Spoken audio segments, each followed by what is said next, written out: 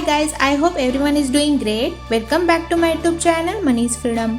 तो आज के वीडियो में हम निफ्टी एंड बैंक निफ्टी का एनालिसिस करते हैं और उसके साथ साथ कुछ अच्छे स्टॉक्स भी देखते हैं जो अभी बाइंग लेवल पे अवेलेबल है।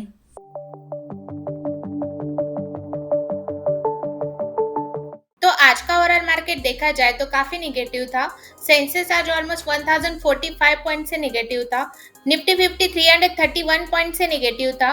बैंक निफ्टी 721 पॉइंट से निगेटिव था एंड बाकी के सारे इंडियन इंडाइसेस भी निगेटिव थे।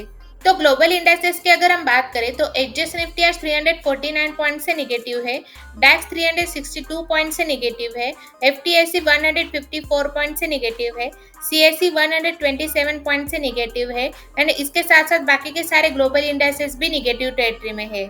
एंड सेक्टरल इंडाइसेस की अगर हम बात करें तो आज सारे के सारे सेक्टर्स निगेटिव टेरिटरी में थे। इन सारे सेक्टर्स में से देखा जाए तो IT sector, energy sector, private bank sector, finance service sector, इन सारे सेक्टर्स में आज काफी ज्यादा पॉइंट से गिरावट आई है। इंडिया विक्स की अगर हम बात करें तो 22.86 पे है।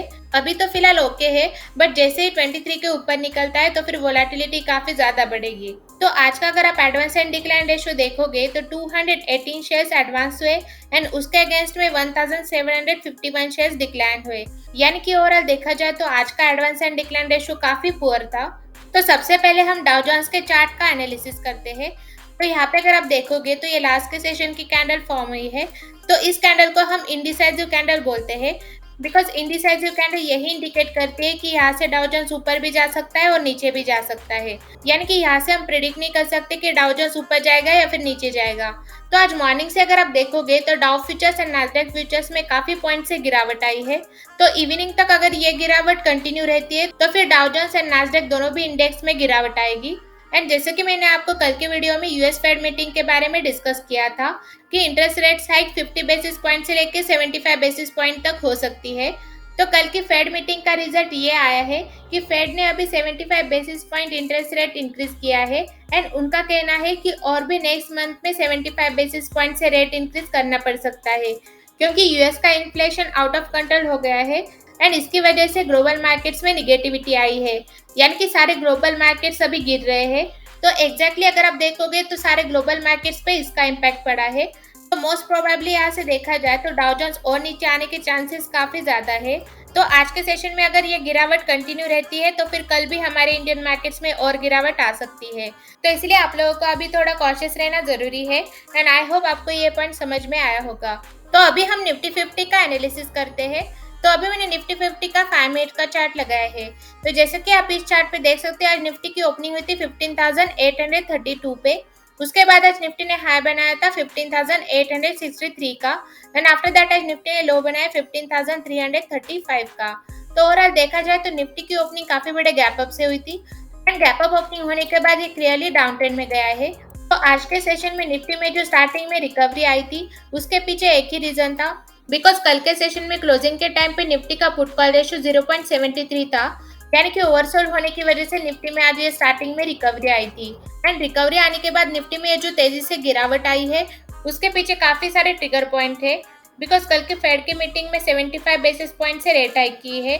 सेकेंड है क्रूड ऑयल के प्राइसेस बढ़ गए हैं। थर्ड है इन्फ्लेशन। तो ये सारे ट्रिगर पॉइंट्स की वजह से सारे ग्लोबल मार्केट्स में गिरावट आ रही है एंड उसमें हमारे इंडियन मार्केट्स का भी पार्टिसिपेशन है। तो अभी हम निफ्टी 50 के वनडे के चार्ट पे भी एनालिसिस करते हैं।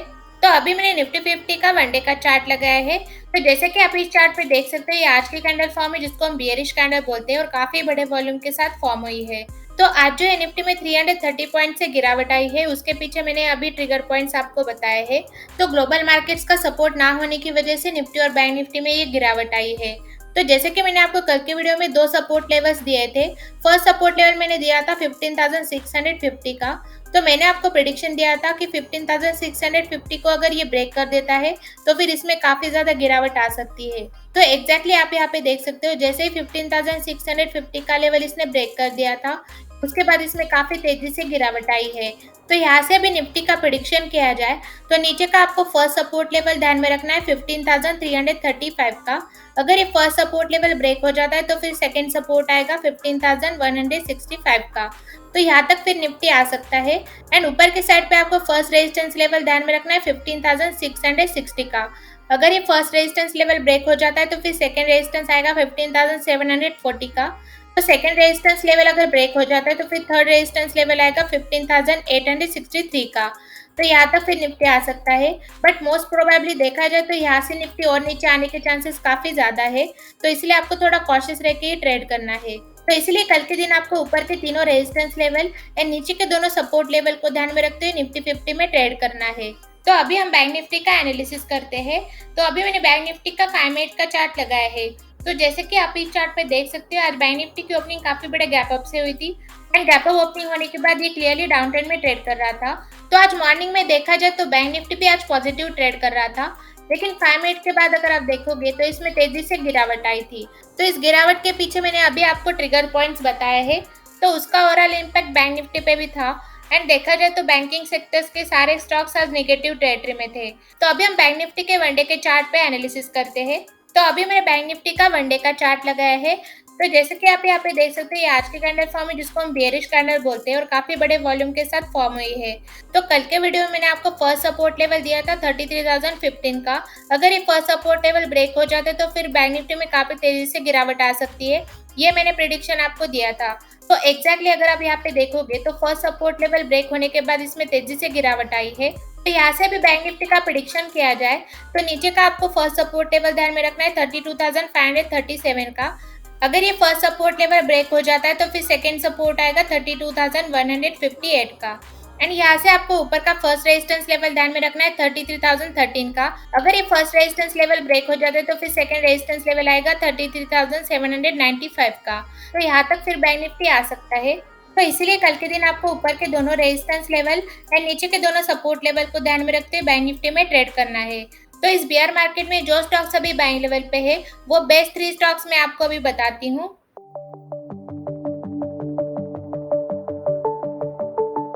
तो फर्स्ट स्टॉक है डीएलएफ लिमिटेड। तो डीएलएफ लिमिटेड ये company real estate development activities में एंगेज करती है एंड देखा जाए तो ये कंपनी लार्ज कैप स्टॉक्स के लिस्ट में आती है। इस कंपनी का अगर आप मार्केट कैप देखोगे तो 78,504 करोड़ है एंड अभी इस कंपनी का पी रेशियो है 93।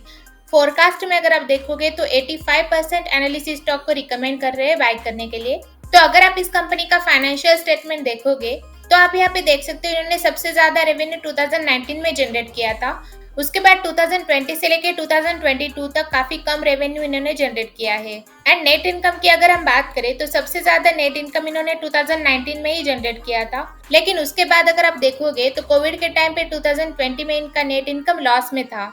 आफ्टर दैट 2021 में इन्होंने नेट इनकम अगेन रिकवर कर लिया था एंड अभी 2022 में लास्ट के कंपैरिजन में थोड़ा कम नेट इनकम इन्होंने जनरेट किया है। बट ओवरऑल देखा जाए तो 2022 में इन्होंने काफी अच्छा रेवेन्यू जनरेट किया है एंड ईपीएस भी काफी अच्छा जनरेट किया है। दैट मीन्स ये कंपनी फंडामेंटली काफी स्ट्रांग है। तो अगर आप इस स्टॉक का ऑल टाइम हाई देखोगे तो वो 1225 एंड ये भी ट्रेड करे 305 पे। तो ये स्टॉक अभी काफी अच्छे बाइंग लेवल पे है। इस स्टॉक को आपको डेफिनेटली एक्यूमुलेट करना चाहिए। तो अभी हम इस स्टॉक का चार्ट स्टडी करते हैं। तो अभी मैंने डीएलएफ लिमिटेड का वनडे का चार्ट लगाया है। तो जैसे कि आप इस चार्ट पे देख सकते हो, यहाँ पे इसने लास्ट टाइम हाई बना था 450 का। तो इस लेवल से अगर आप देखोगे तो ये कंटिन्यूअसली डाउन ट्रेंड में गया है। तो यहाँ पे प्रॉफिट बुकिंग आने के बाद यहाँ पे इसने सपोर्ट लिया है 306 पे। तो इस सपोर्ट लेवल से अगर आप देखोगे तो इसमें अच्छी खासी रिकवरी आई है एंड इसने यहाँ पे हाई बनाया है 407 का। तो यहाँ पे रिटेस्ट करने के बाद अगेन इसमें रिजेक्शन आया एंड नीचे के लेवल पे ये अभी एक ही बॉक्स में ट्रेड कर रहा है। तो यहाँ पे अगर आप ऑब्जर्व करोगे तो ये आज की कैंडल फॉर्म है जिसको हम बियरिश कैंडल बोलते हैं। तो आज के सेशन में देखा जाए तो 302 का इसने लो बनाया था। तो टेक्निकली देखा जाए तो मैंने यहाँ पे 2 ट्रेड लाइन ड्रॉ करी है। तो इन दोनों ट्रेड लाइन के बीच में ही अभी तक ट्रेड कर रहा है एंड ठीक से अगर आप ऑब्जर्व करोगे तो एक ही रेंज में ट्रेड कर रहा है। तो ऊपर की ट्रेड लाइन पे अगर आप देखोगे तो इसने यहाँ पे रेजिस्टेंस फेस किया था एंड नीचे के ट्रेड लाइन पे इसने यहाँ पे 2 बार सपोर्ट लिया है। तो आज की ये जो कैंडल फॉर्म है उसने एग्जैक्टली इसी लेवल पे सपोर्ट लिया है। दैट मीन्स ये कैंडल अभी यही इंडिकेट कर रही है कि यहाँ से इसमें बाउंस बैक आ सकता है। तो इसलिए डेफिनेटली आपको स्टॉक को डीप पे बाय करना चाहिए ताकि आपको शॉर्ट टर्म में काफी अच्छा रिटर्न दे सके। तो सेकंड स्टॉक है गुजरात अल्कालाइज एंड केमिकल्स लिमिटेड। तो गुजरात अल्कालाइज ये एक कॉस्टिक सोडा मैन्युफैक्चरिंग कंपनी है एंड ये कंपनी स्मॉल कैप स्टॉक्स के लिस्ट में आती है। इस कंपनी का अगर आप मार्केट कैप देखोगे तो 5,287 करोड़ है एंड इस कंपनी का पी रेशियो है 9.45 जो कि काफी अट्रैक्टिव है।